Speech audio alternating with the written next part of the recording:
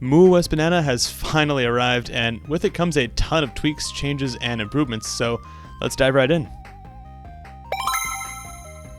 First, let's go over how to install the new Banana update, and it's important we pay attention to the note on the muOS website that states that there were enough changes to muOS's core functionality that this has to be a full SD card reflash rather than an in-place update, like when we went from baked beans to refried beans. But thankfully, that process is quite simple, and first we'll want to either plug our muOS SD card into our computer or connect to our handheld using one of muOS's many network connection options, like the web browser or FTP. Once we're looking at our SD card's files, we'll want to copy anything we don't want erased off of our SD card and over to somewhere safe, like our computer. In my case, I grabbed my saves folder and my favorite themes, so I didn't have to go and download them all again, even though 2 of them are ones I definitely created myself, but it takes a lot of time to find those files on your hard drive. Shameless plug for my muXP theme. I should also note that if you're coming from a different firmware like anbernic stock or newly, your precious cargo files like saves might be stored elsewhere, so feel free to take your time backing up files, as this next step will wipe the entire card. And if you're unsure, I'd recommend flashing a separate SD card to try things out, and then you can just move over your files later as needed.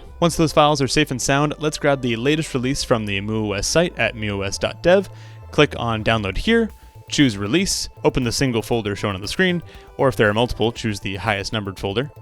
Then click on the build that corresponds to your device. In my case, I grabbed the build of Banana for my RG35XXSP, also known as the GOAT of anbernic handhelds. Now we'll pop our SD card into our computer if it's not already, download and open up Banana Etcher, choose our newly downloaded Banana image, choose our microSD card, and hit flash. You might remember from a previous muOS video of mine that Etcher shows a harmless error message after the validation step, and that's still the case in this release, so don't worry about that. Once done, we'll eject our memory card from the computer and pop it into our handheld's TF1 slot. We won't copy the files over yet, that comes later as muOS needs to do a number of setup tasks on the card first. We'll boot up our handheld, set some basic settings, and let it run through the rest of its installation steps, which does take a bit, so now's a good time for a coffee break. When it's done, you'll be greeted with this nice credit scroll that highlights the top contributors, and it's a good time to mention that if you're a fan of muOS, I would encourage you to donate toward the project and devs, as they've done a lot of work in a relatively short amount of time to create, in my opinion and many others, is the best custom firmware available for anbernic handhelds,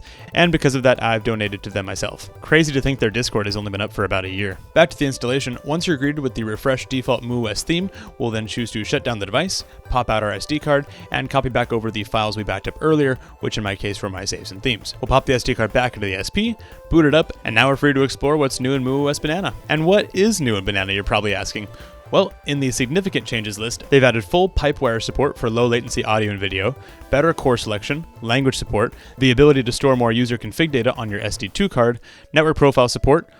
for the entire line of RG40XX line of anbernic handhelds, being the H and V, and probably the one many of you will rejoice about the most, fixing the cardinal snapping analog stick issue that we saw in the RG35XXH and the RG40XX line. Big shout out to the Gamma Squeeze for their amazing work on that. Now, if you think the list of improvements in Banana ends there, you'd be sorely mistaken, as there are so many. I'm just going to scroll the list of remaining changes on the screen right now, but you can read this full list under the release notes for Banana on muOS's site. Suffice to say, big shout out to everyone who contributed this massive round of updates to our beloved custom firmware. As for my observations, the first is more of a tip, which is if you're looking for the setting that controls what the SP hinge does when it's closed, that's under Configuration, General Functions, Power Settings, Sleep Function. I scrolled past that option like 5 times while looking for something with hinge in the title, and then I realized they probably named it something more general to try and be more agnostic across anbernic devices, but regardless, that's where you can find that setting. I also tested the HDMI out experience, and although I didn't test it extensively prior to Banana,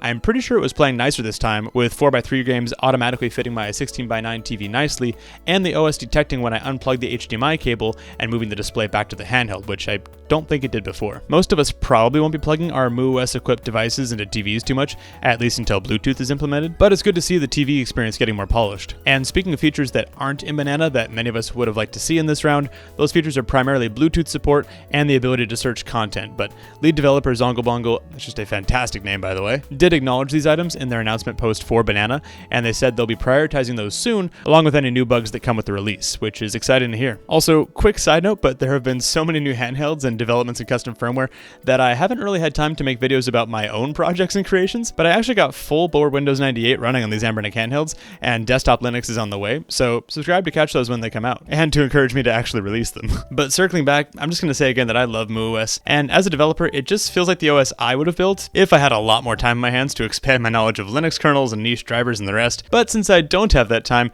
I just really appreciate everyone who's contributed to this project in any way, and I'm very pleased with this new milestone update, so keep up the good work, everyone. But despite this love fest for muOS, what's your custom firmware of choice? Is it muOS or one of the other big hitters like Newly or even stock? Let me know in the comments and why. Subscribe to help the channel, and I'll see you guys next week.